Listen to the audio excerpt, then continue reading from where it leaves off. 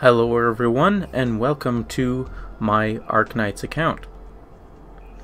So I wanted to do a showcase of everything on my Arknights account to give an idea of what I have available for myself, and just to show my progress throughout my time playing the game. So far, I have been playing since June 7th of 2020, so this is just over 1.5 years of playing. I think, if I did the math correctly, roughly 20 months of playing Arknights. So the big question is, for my account, am I free to play or have I paid money into Arknights? And that is, I have spent some money on Arknights, but once we get into looking at my various operators, I want to be very clear on what I've spent money on. So, I have not spent any money on anything that specifically gives me upgrade materials. It was purely for pulling material, so Originite Prime. And I did get the PeerStream bundle when that collaboration happened, because I did not know when PeerStream would come back, and I was looking into doing operator reviews. And I don't recall whether or not that had any upgrade materials in it or not. If it did, it didn't have much. So overall, my account, upgrade-wise, has been purely from free-to-play means. So let's jump into my list of operators here. So that clarification that I was talking about earlier, I primarily pull on limited banners at this point. I had joined the game soon, like right before Code of Brawl ended, the original run of that event, and pretty much a month after, I do believe, Nyan came out. So I quickly learned about limited operators, and I decided to pretty much focus exclusively on them, because I had the thought of, well, these limited operators, they're extremely hard to get unless you get them on their brand new banner when they first come out. So not every character has been from those banners, but I have gotten a lot of off banners, as well as purely from the yellow certificates from the in-game shop there. So that clarification that I wanted to point out is Rose Mantis. So to tell a story on the Rose Mantis and Mudrock banner, completely free to play. I had intended to continue to be free to play besides the PeerStream bundle, like I mentioned earlier. And I had roughly, I think, around 205 or 207 or so pulls on the Rose Mantis and Mudrock banner. And I had gotten Mudrock at around 180. So before then, I did not even have any rate up operator 6-star operators until I got Mudrock around 180 or so. And using all of my yellow certificates, all my Arundum, all of my save pulls, I had not gotten a single Rose Mantis, and I decided to spend money on Originite Prime to get Rose Mantis, and luckily I got her within the next 10 or 15 pulls. I think it was around 220 total, and I got Rose Mantis. And throughout those extra 15 or so pulls, I think I just got extra potentials on a few 5-stars. So, in all intents and purposes, if you took away Rose Mantis and PeerStream from my account would be effectively free to play. So if that is important to you, this is effectively a free-to-play account if you take away Rose Mantis from from this, as well as Pure Stream. So for 6 stars, I have every single limited operator. I've pretty much, like I said, exclusively saved for limited operators, as well as making sure that I get them with that extra Arknight Prime that I purchased. So I have Scotty the Corrupting Heart, and we can go over these one by one here just to show the mastery levels. So Scotty the Corrupting Heart is my highest level operator besides Amia, and that is purely because Corrupted Scotty is one of those operators that heavily scales with operator levels. So I have her skill 2 and skill 3 to mastery 3. So moving on, Silver Ash, I have his skill 3, M3. For Ash, I have her skill 2 to mastery 3. And for Aya, I have her skill 2 at mastery 1 and her skill 3 and mastery 3. Blaze, I have mastery 2 on her skill 2. Chen is one of my more recent operators that I promoted because I wanted to do some gameplay videos of her facing off against some of the story bosses, specifically Tayula. I found out that with buffs, she can actually one-shot or one-phase Tayula, but I've had a lot of trouble keeping my operators alive, even with 3 or 4 medics, because of the Fire Breath spam. Because usually how I defeat Tayula is by using fast redeploys to bait the Fire Breath, and without that I very much struggle to keep all of my operators alive. So I haven't had them stay alive long enough for Chen to do another usage of her skill 3 to see if she can defeat Tayula's second phase in one go. So that is something that I have been working on. And Chen Alter, I have skill mastery 2 on her skill 3. Mudrock, I have mastery 1 for skill 2 and skill 3. Nyan, I have mastery 2 for her skill 2 and mastery 1 for her skill 3. Saria, I have mastery 1 for skill 1 and 2, and then mastery 3 for the arts damage taken bonus. Nightingale, I have mastery 3 on her skill 3. Same thing with Shining. Pretty much like their skill 3, I find to be pretty much the only one I would ever use on them for the most part. For Dusk, I have skill 3 to mastery 2, skill 2 to mastery 3, and skill 1 to mastery 1. So this is kind of a funny one. I did want to kind of make a video at some point regarding this, but I pretty much got her skill 2 to mastery 3 right away because I thought that was going to be one of her best skills. And I found out that after playing for a while and using Dusk for a while, I rarely ever use her skill 2. So, yeah, that's a thing. So moving on, Ifrit, I have mastery 3 for skill 2 and mastery 1 for skill 3. Ak, mastery 3 and mastery 1. I have mastery 1 on Phantom skill 2. Bagpipe, mastery 2 for her skill 2. Only 1 mastery on her skill 3 for Angelina.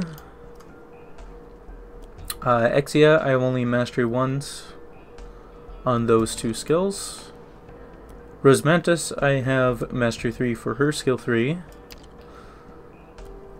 And W.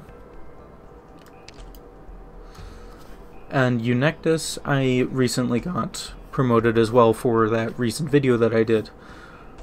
And I got a few mastery levels on that. And Eunectus, I definitely find to be pretty hard to use, so for myself. Calcit, Saga, Scissorin. W, I have 2 Mastery 3s. Siege. Schwartz, who is Elite 1. And Gladia, who's Mastery 1. So that is all of my 6 stars. So I think, if I recall the list correctly, I have about half of them, I want to say, roughly. And I pretty much have all of them at Elite 2 besides Schwartz and Gladia. Gladia takes a pretty incredible amount of investment just because you need to Mastery 3 her skills for the pull strength in a lot of situations. And then Schwartz is just an operator that I don't really have a big enough reason to get her to Elite 2 at the moment. So that is who I got. So in general, if an operator that I use regularly, or at least potentially can use in certain situations, I get them to around Elite 2, level 40, or level 50. Like, for an example, Weedy and Scissorin, since they aren't really damage dealing focused based on their attack, I kept them at Elite 240. So like Weedy, you're pretty much relying on her push strength and the true damage from her skill 3 and whatnot.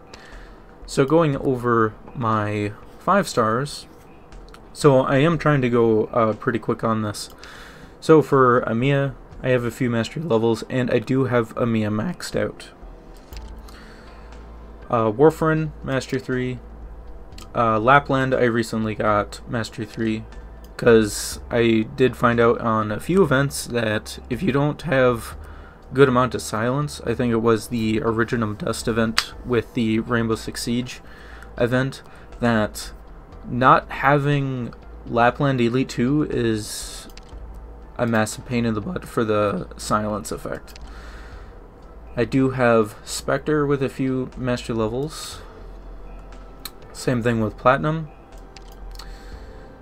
I don't have any mastery levels for Liskarm. I don't actually use Liskarm very often.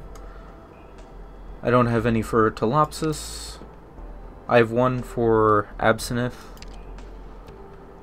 Nothing for Broca. La Pluma is just recently came out, and I don't have any mastery levels. Elysium, as you would imagine, Mastery 3, one of the best DP generators. I have Zima maxed out for buffing videos. Schweier, just because. I think it was, I needed to get her Elite 2 to look at the modules. Chimere, Master 3. Nothing for Texas. And then those are my Elite 2 5 stars. So for 4 stars, I don't have too many, I don't think, of ones I regularly use. So I have Arene with a few, Utage for a few, Quora, who I've had at Elite 250 for the longest time, as well as 1 mastery level. Perfumer, a few mastery levels for Cicero.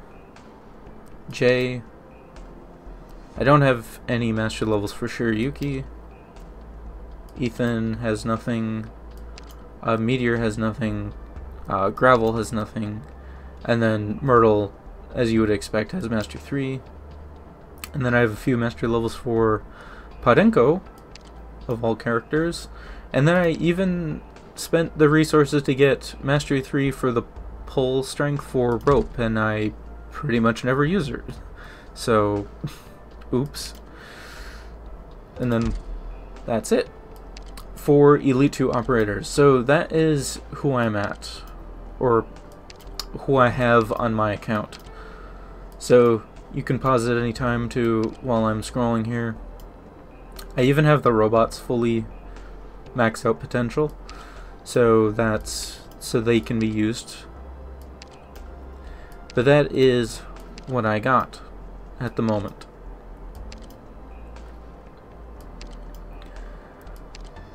So overall, I'd say my account is at definitely a good spot.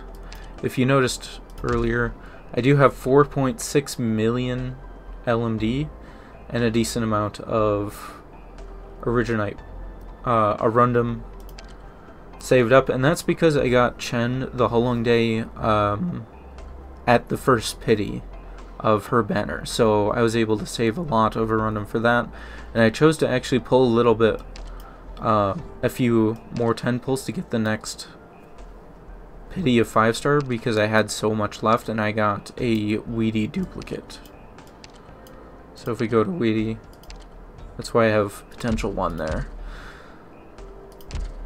So that goes a long way, definitely. So going over the resources, I have 4.6 million LMD, nearly 60k Arundum, quite a bit of Arknight Prime left,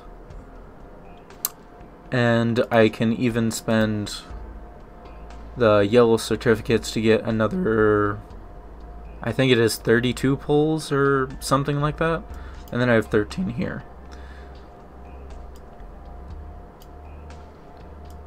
And I haven't used the selector tickets. I'm probably going to do a video on that at some point to show what I recommend on those. So going over consumables is just resetting the name tag and stuff. So basic items, there is that. And for growth materials, I have quite a bit of XP materials left, as well as a lot of talent cards, skill books, whatever. So I have pretty much enough materials to make any character that I want to Elite 2, besides a few of the different chips that I recently used to Elite 2, the like Chen Altar and stuff. I'm gonna need to get a few more of those, but in general I try to have enough chips to instantly Elite 2 any class. So as soon as the events are done and we get a week off or so, I'm gonna be grinding those. And then I did grind out all of the royal tokens from the certificate shop, so that is, I grinded a lot of those because I heard that this was going to reset at some point, so that's why I have over 2,000 of the yellow cards.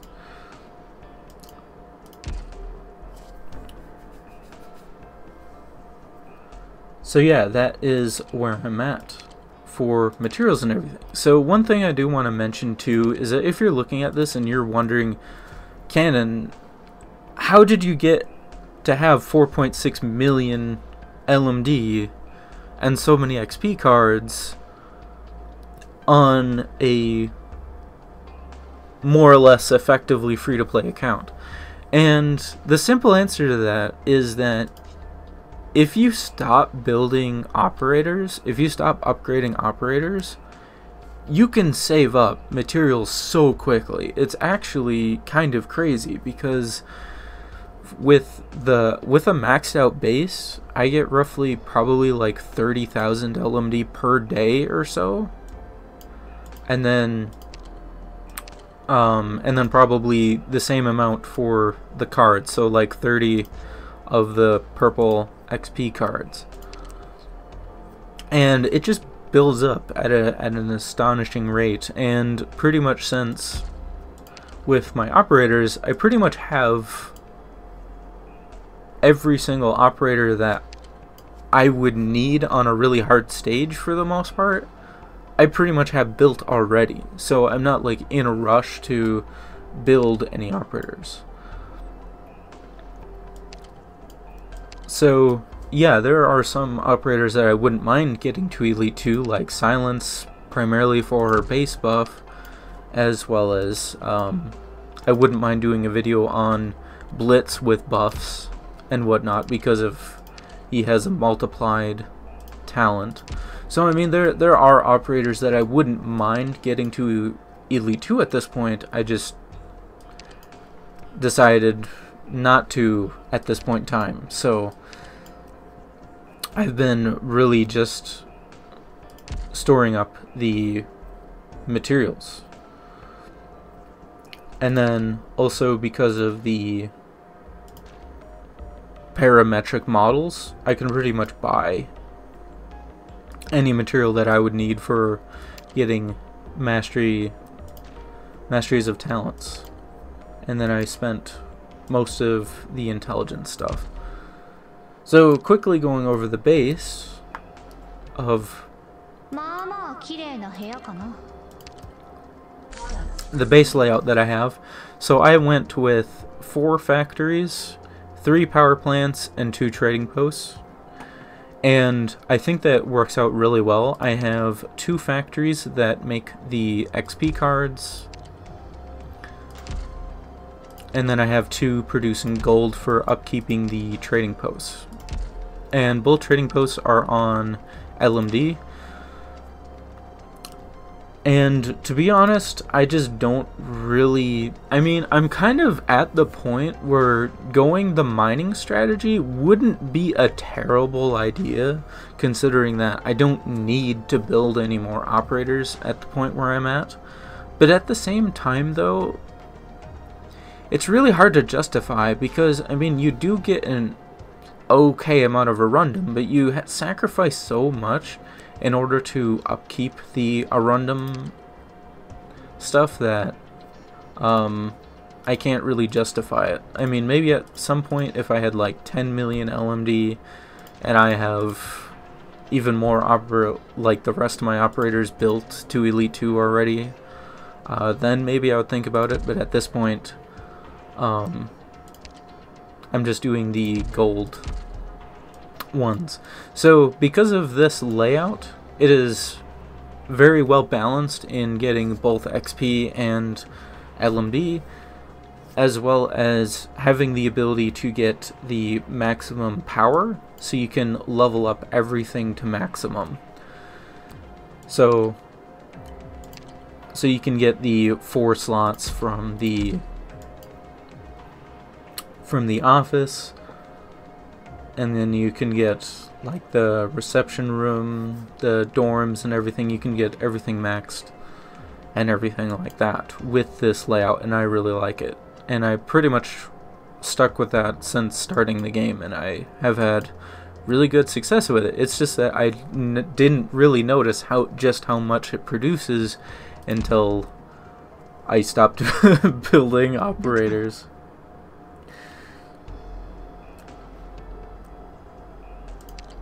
So yeah, for myself, if I'm gonna roll on a banner, it's gotta have an operator that I really find interesting. So for an example, like if I did not have Calcit, this would be a banner that I would only roll the first 10 pull on. I kind of have a philosophy of I only roll the first 10 pull on any given banner unless it's a limited banner. Unless it's an operator that I really think that I would like to use and mess around with, then I might spend like 20 or 30, but pretty much no more than that. So that's kind of where I'm at and how I manage my account.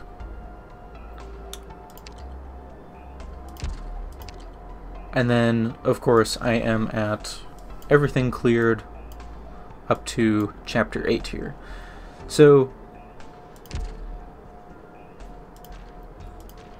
and then all of the various events I typically will try to clear when the events come out.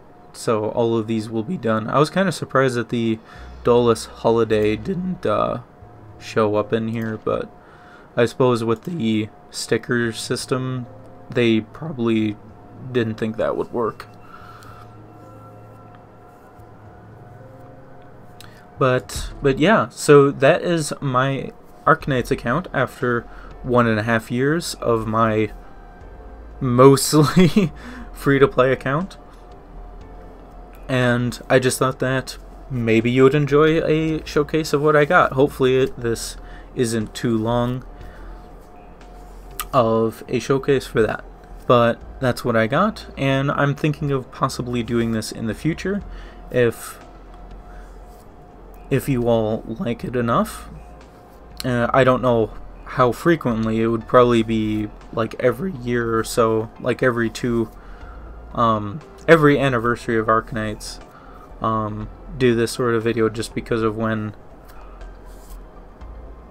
I started playing. And a fun fact is that I started my YouTube channel for Arknights on the 1st of June in 2021, and I didn't really realize at the time that that was roughly a year anniversary of me playing the game. So that was kind of neat. And then for the support unit, I will always have Ak, because no one else has Ak on their support unit, and it annoys me.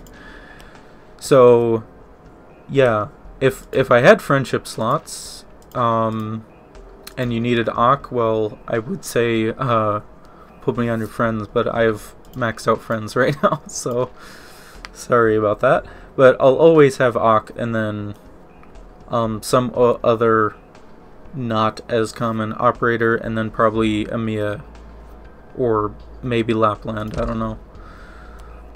But that's where I'm at. So hopefully you enjoyed this, and I'm looking forward to, it seems like Chapter 9 might be around the corner, so looking forward to that. And thank you very much for watching, and have a wonderful day.